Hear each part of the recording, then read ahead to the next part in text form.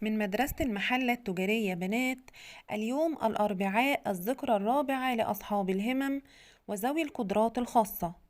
إن ذوي الهمم في عهد الرئيس عبد الفتاح السيسي حصلوا على مكاسب عديدة، كما أن القيادة السياسية تحرص دائما على ضمان حقوقهم ودمجهم مع المجتمع كشريك أساسي في الوطن، ودعم مهاراتهم وقدراتهم أمام العالم أجمع.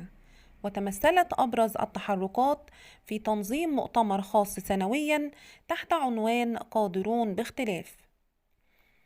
إن جمال مصر وروعتها يكمن في سحرها الذي ينطلق بمجرد ذكر اسمها، فيكفي جدا عندما نسمع اسم مصر أن تقوم بإغلاق عينيك وتترك خيالك يتجول في شوارعها الأنيقة لتستنشق رائحة عبق التاريخ والأصالة والحضارة، عشان لازم نكون مع بعض.